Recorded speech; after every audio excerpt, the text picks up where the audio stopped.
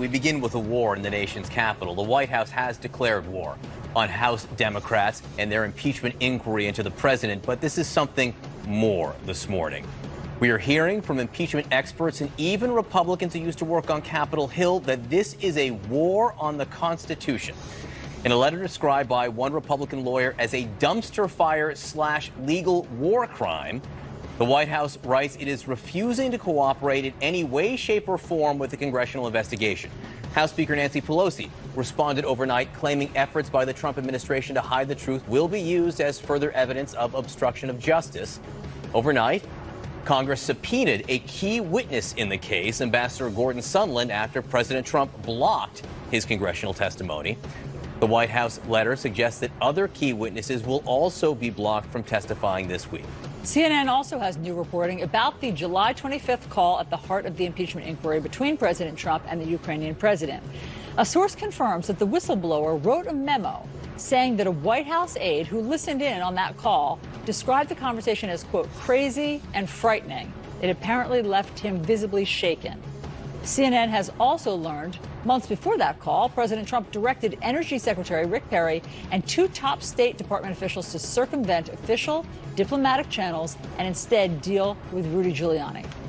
Joining us now, CNN White House correspondent Kaitlan Collins and CNN political correspondent Abby Phillip. Great to have both of you. Kaitlan, let's start with your great reporting, along with many of our CNN colleagues, about what was going on in the White House and in the National Security Council behind the scenes right after that phone call. What have you learned? Yeah, this is really fascinating because a lot of what we've picked up on from the multiple sources we spoke with backs up really what's in this whistleblower's complaint. And basically, a scramble began the minute the president hung up the phone with the Ukrainian president during that July phone call. And that scramble included one National Security Council official reaching out to the White House's national security lawyers to express that there were concerns about what the president had said about Joe Biden on that call. Those are the same lawyers who later ordered that transcript of the call moved to that highly sensitive server, that server where transcripts are not typically stored. Another thing that we learned that happened is actually NSC officials started asking one another, should they call other senior officials and alert them about what had been said on the call? Mostly that included people at the Justice Department, senior officials of the Justice Department, because the president had invoked Bill Barr so many times. So essentially what you saw were just officials kind of running around trying to figure out what is the best way we can do this? What's the best way we can try to contain this, was the view from some White House lawyers who thought they could keep it within the executive branch. And of course, as the fact that we are in the middle of an impeachment inquiry right now shows that was not successful. It makes one think that perhaps there were people in the White House who didn't find it to be a perfect phone call, which is how the president has portrayed it. And it might illustrate, Abby, why the White House and Republican allies would so much rather be talking about the process here, would so much rather be waging political arguments about how the Democrats are investigating this rather than arguing the facts here, which have been laid out by reporting. Yeah, the facts are clearly not on the president's side. And he continues on Twitter this morning even to claim that the whistleblower report was inaccurate. We know whether it was accurate or not because we have the transcript of the call. And it is, in fact, closely hews to what we know happened on the call. And based on the text messages that we have, we know about the series of events that happened around it. So the president is making one set of arguments that his call is perfect and that everything was going great.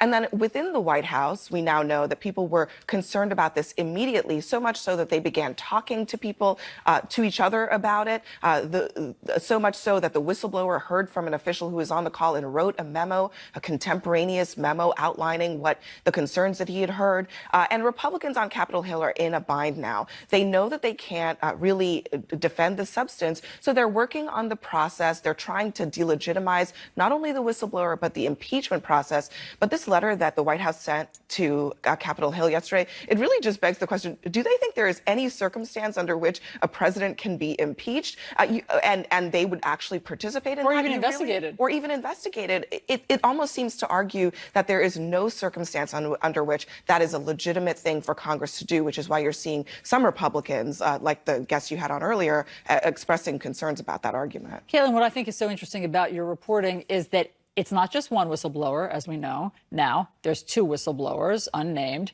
and more. I mean, what you're suggesting is that there weren't just two people, there isn't just one disgruntled person. Any way they've tried to spin it, there were a bunch of people who immediately heard alarm bells with this phone call. And that's what was so interesting, because we've really tried to whittle down who exactly was on this phone call. You read in the whistleblower's complaint that they believed it was about a dozen people. Of course, that includes the president, the secretary of state, other top officials. But also you saw that maybe necessarily if the vice president wasn't on that call, his national security advisor was. If Mick Mulvaney wasn't on the call, his national security advisor was on the call listening in too. So you really see just how widespread this call was, even though typically, these calls are pretty run in the mill. It wasn't necessarily something aides would always, scramble to get on. But this was a call that even struck some people as interesting because the president had such an interest in it beforehand. And we had one official who told us they thought that was odd, that they weren't expecting why the president believed that. But other officials said, yes, they had heard the president talking about Joe Biden, talking about this theory that they believed Ukraine was behind interference in the 2016 election, not Russia. Those are things he had been pretty openly talking about privately, because the president, obviously, as he makes clear, doesn't often hide his true thoughts. So there was a lot of buildup to the call in addition to that scrambling after the president had brought Joe Biden up. Just to add to what Caitlin is saying, one of the reasons we have a little bit more context about what was going on around the call because of the text messages. And it's clear that the president had a hugely negative view of Ukraine leading up to this call, and that aides at the State Department, along with Giuliani, were working to get the Ukrainians in what they thought was a good place on the issue of investigating Biden in 2016 before the president would be willing to engage with President Zelensky. So at this point, it seemed President Trump seemed confident that Zelensky would be open to what he had to say about Biden in 2016, which might explain why he was so eager to get on the phone with him to congratulate him for winning an election he had won months ago. All right. If you don't want to take our word for it that the White House letter isn't based on law, if you don't want to take our word for it that the argument that the president isn't subject to any congressional oversight is spurious, I want you to listen to Trey Gowdy, okay? Former Republican congressman who CNN is reporting will be brought on as an outside impeachment counsel to the president here. This was Trey Gowdy in 2012 talking about how the executive must respond to congressional investigations. The notion that you can withhold information and documents from Congress, no matter whether you're the party in power or not in power, is wrong. Respect for the rule of law must mean something irrespective of the vicissitudes of political cycles.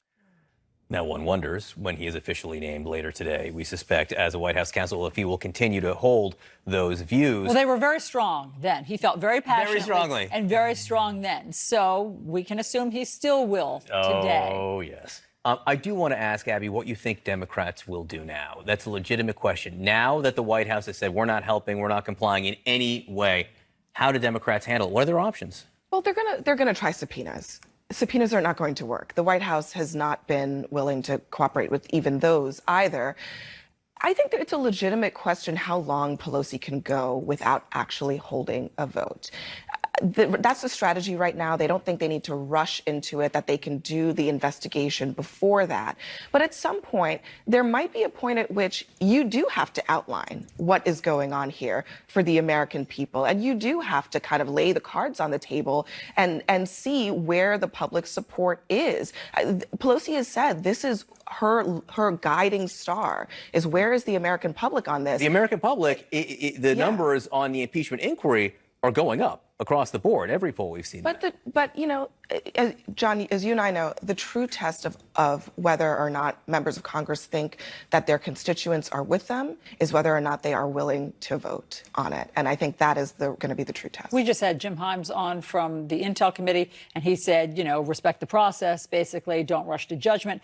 But again, some of the evidence is out in plain sight. And so if Nancy Pelosi believes that all of this that is happening right now is obstruction of justice, well, that's an article of impeachment right there. It was Article 3 with Richard Nixon. Abby, Caitlin, thank you so much for your reporting. We are following breaking news we want to get to right away. This is out of Germany. 2 people are dead after a shooting near a synagogue in central Germany. And of course, today is Yom Kippur, one of the high holy days. Let's get right to CNN's international diplomatic editor, Nick Robertson. Nick, what do you know?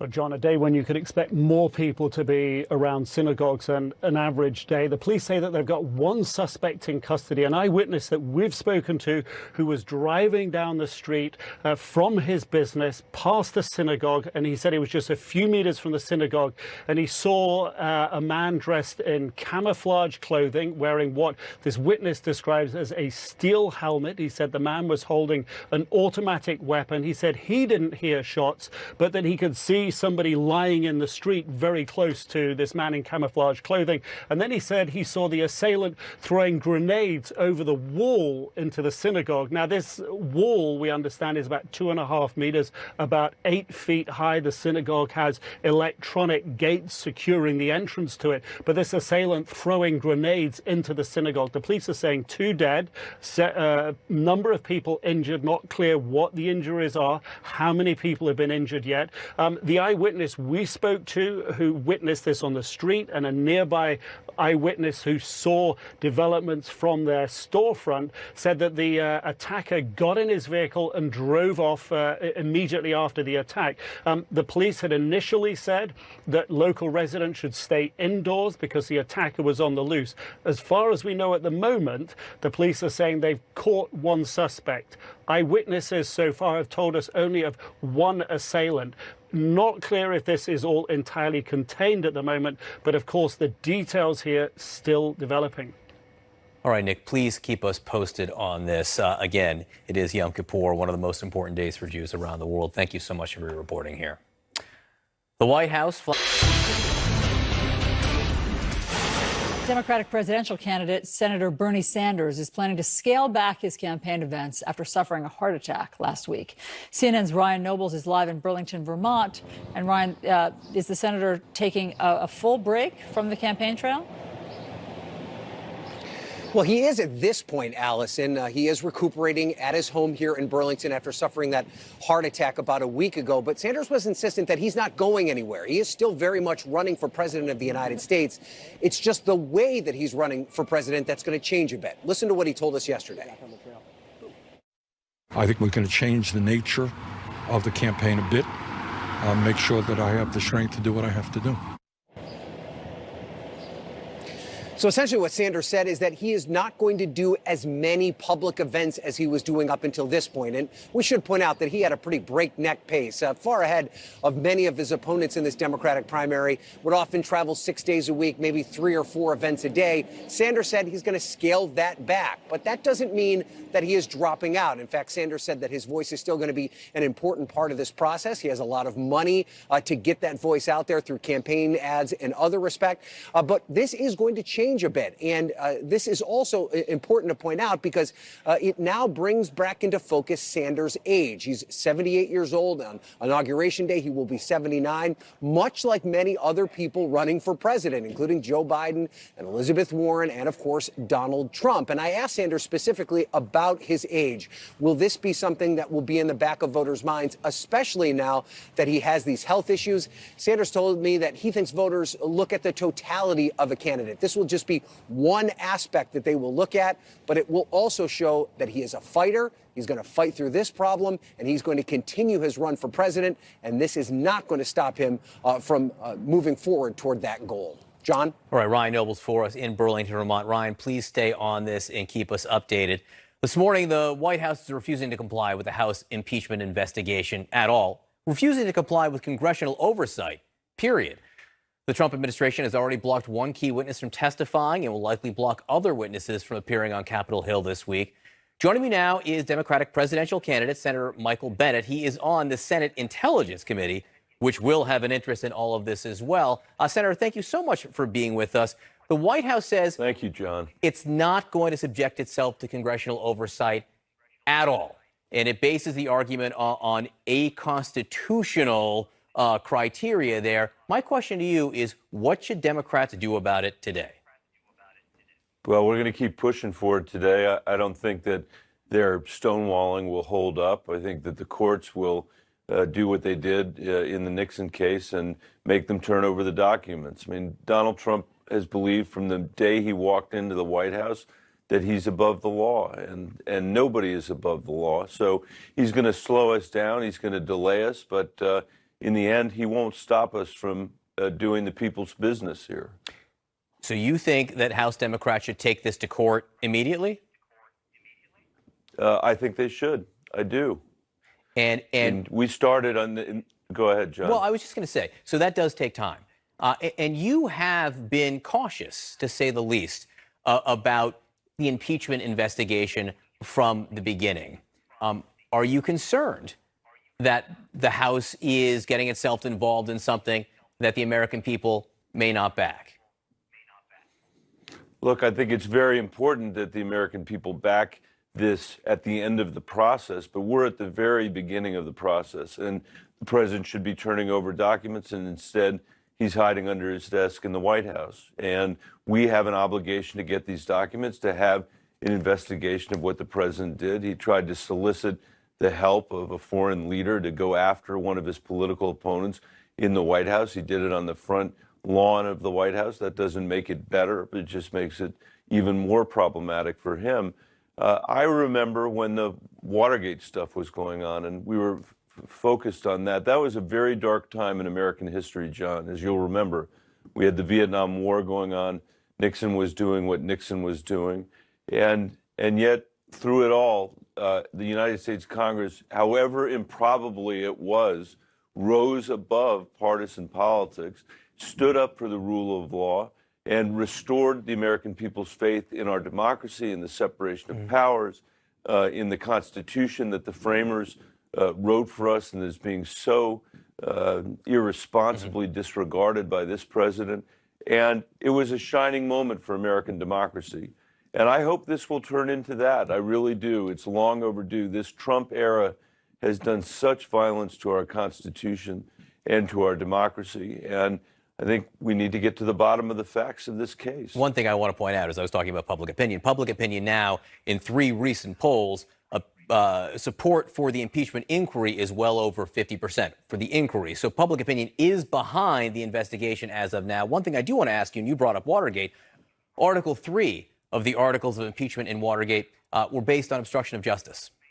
Do you feel that what the White House is doing now constitutes obstruction of justice, and would you support that being an article of impeachment?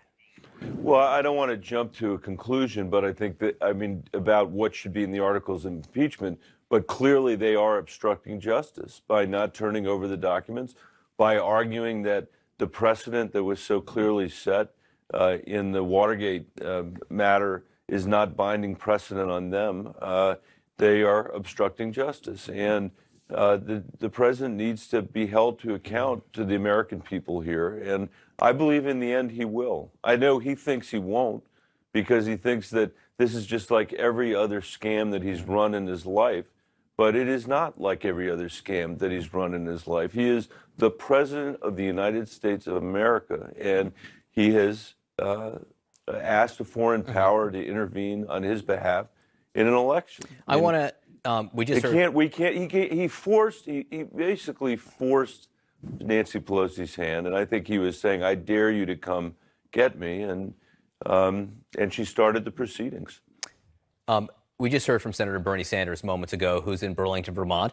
He had a heart attack last week. He talked about scaling back his campaign a little bit, doing fewer events. You know, you battled a health scare last year before you got in the race. You beat prostate cancer, which we're happy to see. But what should voters consider when it comes to the health of the candidates? Well, first of all, I wish Bernie all the best, and I have no doubt, even having had a heart attack, that he's going to continue to persevere, because that's who Bernie Sanders is. I think that the voters are going to look at what he said, which is the totality of every single one of the candidates. They're going to consider their positions on the issues.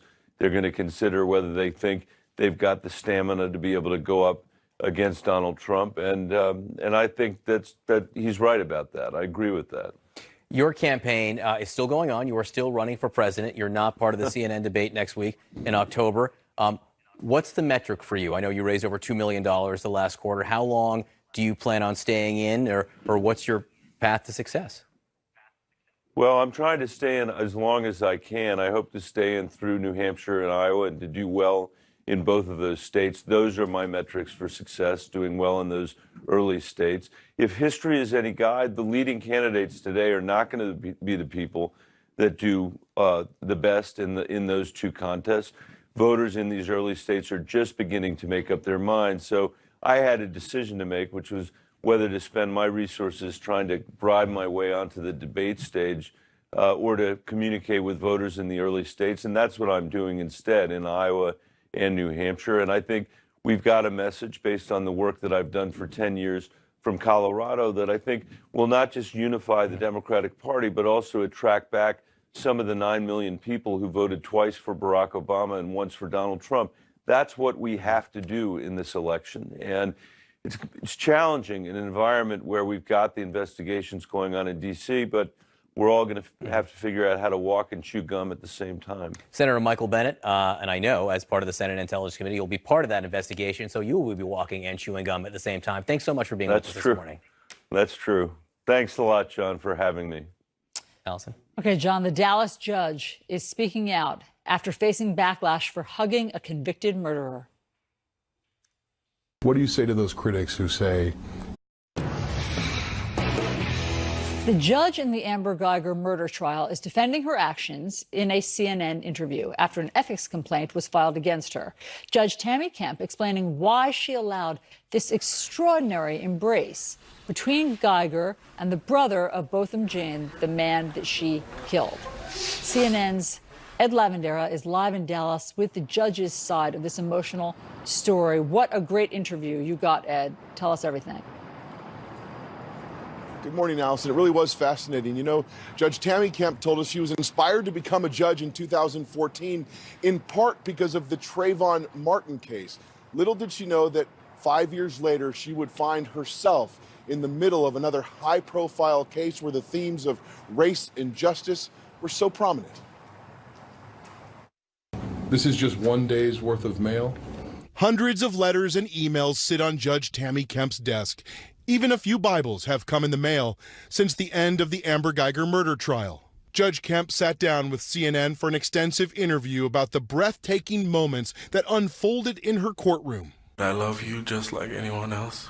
Judge Kemp says Botham Jean's little brother was the last person she expected to speak directly to Amber Geiger. His family said the young man had been quiet and they were worried about him, but he was actually preparing for this moment. I forgive you. In my mind, I had decided, well, he's probably too broken up to do this. I was very surprised that this young person was so poised, so composed, and expressed a level of forgiveness and maturity that I don't think anybody expected from him at the time. Can I give her a hug, please? Please? I think that's part of what got me, got a lot of people. It was that second please, like he was desperately begging you to give him this moment, like he needed this moment. Did you feel that?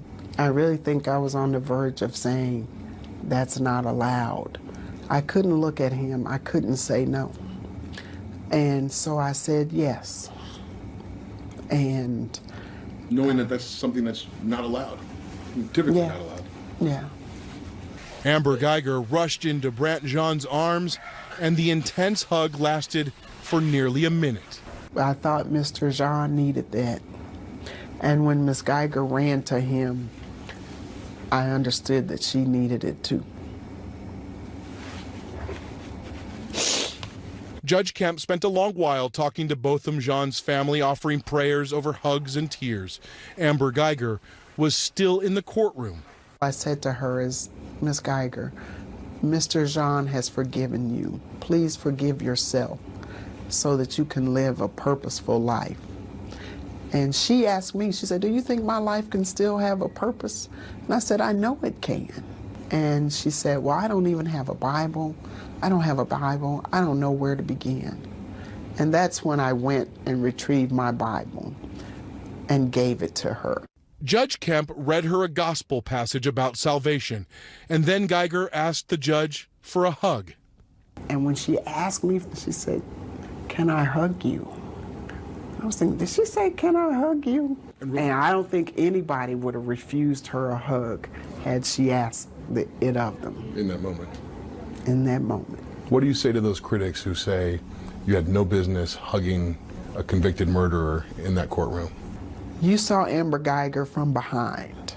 All you ever saw was a petite woman coming to a courtroom and sitting stoically, but I watched her from the front and I saw the change in her during the course of trial. I am so sorry. Amber Geiger made the judge one last promise before she was led away in handcuffs, that she would personally return Judge Kemp's Bible when she gets out of prison in 10 years. I hope that she will be a better person coming out than she was going in.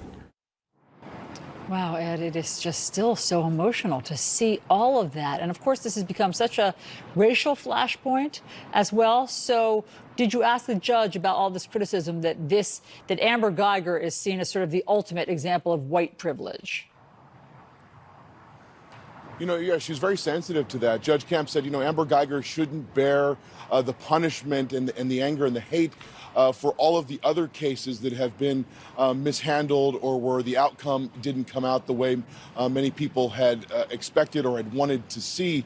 And she did say, it was like, you know, more often than not in these situations, and I think you guys had this conversation last week where you talked about how it's so often black victims giving forgiveness to white perpetrators and how that has really kind of frustrated so many people across the country. And she says that, you know, that happens because more often than not, it's African Americans who are the ones that are victimized. But she said, you know, giving that forgiveness really unleashes a lot of burden and makes people live a healthier and happier life. And in the end, she thinks that's a very good thing. Ed Lavandera, you've done terrific reporting down there, and it is remarkable to hear directly from the judge here.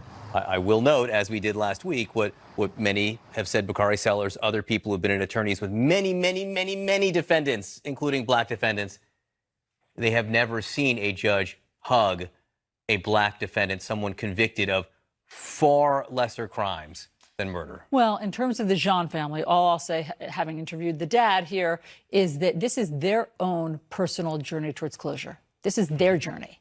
And they didn't mean to make it a national conversation. It's their